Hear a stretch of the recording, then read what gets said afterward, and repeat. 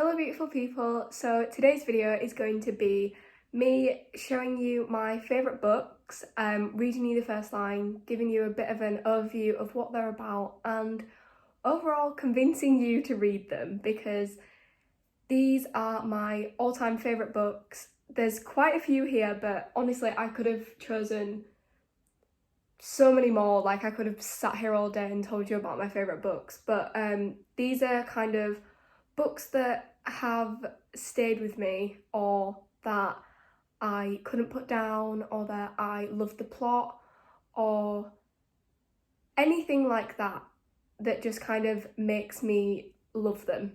And I think that you guys would love to see some of my opinions because I know that I get a lot of love on my book reviews that I do on my Instagram stories. So I thought I'd do a kind of more chatty version of my book reviews to give you all some inspiration, or if you don't like to read, just like a nice video to watch. But yeah, so there's quite a few, so let's get into it. Okay, so the first book that I'm going to talk about is Nevermore by Jessica Townsend, and I've decided to talk about this one first because it's one that I read quite a while ago now, so it's probably more aimed at younger readers because I think I was about 12 when I read this, but I can't even describe how incredible it is. It's the first in a series and there are two more, but obviously you need to read this one first, which is why I've chosen to talk about this one.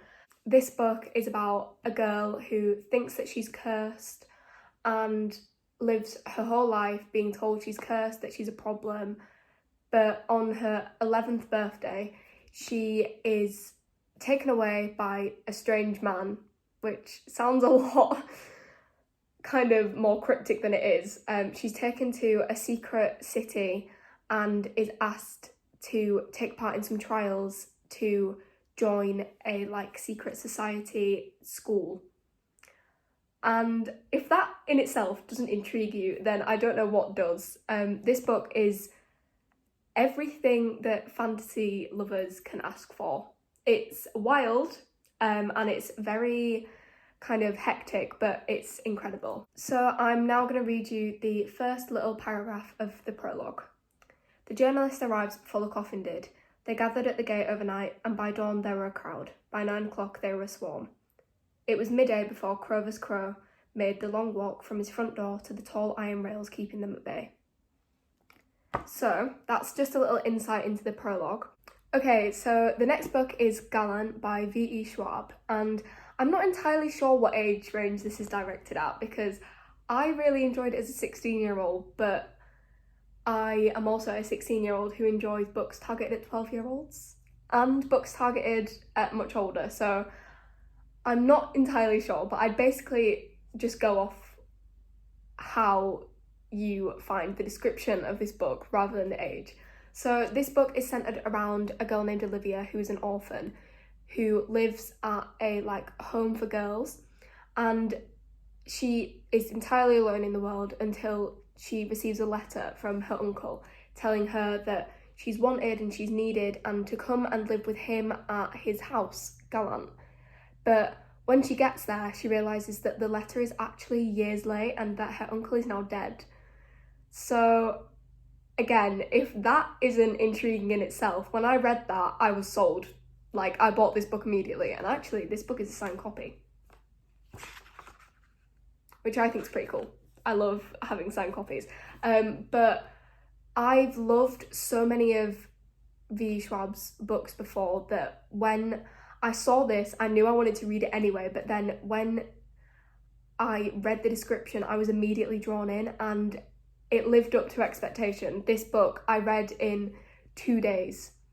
Not even 2 days, 2 sittings. I read it on the plane on my way to holiday and then finished it that evening when I got there. It was absolutely incredible. So gripping and just keeps you on the edge of your seat in the best way possible with so many plot twists and everything that fantasy thriller lovers could want. This book is for you. I cannot recommend it enough. Rain drums its fingers on the garden shed.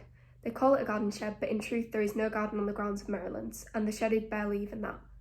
It sags to one side like a wilting plant made of cheap metal and mouldering wood. The floor is littered with abandoned tools and shards of broken pots and the stubs of stolen cigarettes, and Olivia Pryor stands among them in the rusted dark, wishing she could scream. So that is a little look into what this book is about, and if you want more, then I do have book reviews for some of these books on my Instagram in the little highlight books. Not all of them because I only started doing it recently, but there is a more in-depth review on this book there. So the next book is Small Favours by Erin Craig, and this book is one of those books that every time someone asks me for a recommendation, this is in the top 3. This is one of the most incredibly written fantasy books I have ever read, like ever. So it's centred around a girl who lives in a small little village, lives a very boring kind of normal life, and is just waiting for something to happen. And when people from the village don't come back from like their trip to gather supplies, because it's a very isolated community, weird things start to happen, and the rumours of like creatures and mystical things living in the forest start to become more than just myths, and weird things start happening, and people begin to receive their like deepest desires being come true. And it's centered around the main character, but I can honestly say that every character written in this book is written incredibly. The plot, the characters, the setting, every single thing about this book is perfect. And it was one of the first books that I wrote a review on for my highlights, so it's not very in detail, but this book has had me like attached since I read it. The smoke smelled of burning pine needles, dark and sweet. It seeped from the hive box in front of me and danced across fields caught on a balmy breeze. Papa pressed down on the bellows to release another cloud, training it carefully toward the tall wooden structure's entrance. His head bobbed as he silently counted the passing seconds. Finally, he nodded. So that is a little look into Small Favours by Erin Craig, and this book is one of my top 3 recommendations. Next is The Secret History by Donna Tartt, and I've heard quite a lot of mixed things about this, mainly that it's very sort of cliche, because it is kind of like boarding school, murder, cliques, and very much dark academia vibes. But I think that honestly, the way that it's written and the characters and the plot, everything about it is so incredibly portrayed that, yes, even though it is quite cliche, and I wouldn't say that you expect what's going to happen, because I don't think you do. I think that even if you were kind of expecting what happens to happen from the beginning, it's still such an enjoyable read because of like minor plots that happen and the characters and the way that they've been written. You kind of get a feel that you're there and experiencing it, and I think that is the best way for authors to write a book, to make you feel as if you are living in that moment with the characters, because it makes your experience of reading it so much more enjoyable, because not only are you enjoying the plot of made up people, you feel like you're there as well. So this book definitely sort of fulfills like escapism to a good extent. Like I don't know how to explain. That's probably the best way I can describe this book. It's so incredibly dark while being so comforting at the same time. Okay, so I'm now going to read you the first couple lines of the prologue. The snow in the mountains was melting, and Bunny had been dead for several weeks before we came to understand the gravity of our situation. He'd been dead for 10 days before they found him, you know. It was one of the biggest manhunts in Vermont history. State troopers, the FBI, even an army helicopter. The college closed, the dye factory in Hampton shut down. People coming from New Hampshire, upstate New York, as far away as Boston. So that in itself, when I first read that, was like, what? Like, because it almost gives the element of it gives away what happens right at the start. But I think that the fact that it is structured that way and is still such an enjoyable and captivating read shows how talented this author is and how incredible it is to be able to write a book that still entices people in such a way when we kind of know what happens, because they still leave so many things up to the imagination. I absolutely love this book. Okay, so this is honestly one of the most accurately hyped up book talk books ever. Madeline Miller just gets it perfect, and The Song of Achilles is the most heartbreakingly beautiful, like, mythology book I have ever read. And I know that it is loved by so many people, and honestly, it's so rightfully loved. Like, this book is perfect in so many ways. It's set during the Trojan War and shows the relationship between Achilles and Patroclus, and everything about it, the way it's written, the way the characters are written, the way that their relationship is portrayed is just so perfect. And I sobbed when I finished this. I cried so hard. It was so beautiful that when it ended, even though I kind of knew what was coming, it still broke my heart, because it's written in such a way that you get so attached to the characters and the story that you kind of never want to let go. Or at least that's how I felt, and that's how I know some of my friends have felt when reading this book. Okay, so I'm now going to read you the first couple lines of chapter 1.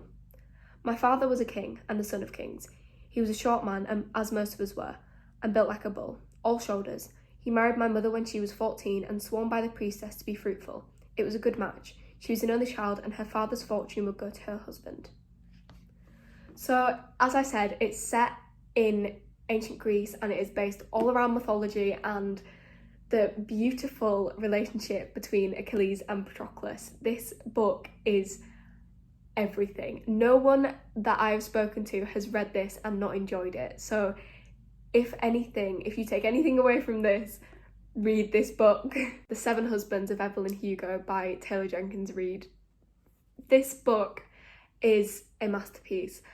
This book and The Song of Achilles are both so beautifully written that, again, I sobbed when I finished this, because it was so heartbreakingly beautiful that I could not bring myself to just be okay when I finished it. It's centered around a Hollywood movie star and shows sort of the reality of olden days Hollywood and how people were and what it was like to be famous, and how the Hollywood world is so much more toxic than we thought. But it also shows the most incredible relationships between characters that I have ever read. I cried more than once during this book, because I think that Taylor Jenkins Reid just paints the picture of the romance in this book with such perfection that it has changed my way of thinking. Like, I think so often about this book and the way it made me feel that I can't even describe how beautiful the relationships in this book are, and how they have upped my expectations for kind of friendships and relationships and everything in life. So this book actually starts with a newspaper article, so I'm going to read you the first couple lines of that. Evelyn Hugo to auction off gowns. Film legend and 60s it girl Evelyn Hugo has just announced that she will auction off 12 of her most memorable gowns through Christie's to raise money for breast cancer research. At the age of 79, Hugo has long been an icon of glamour and elegance.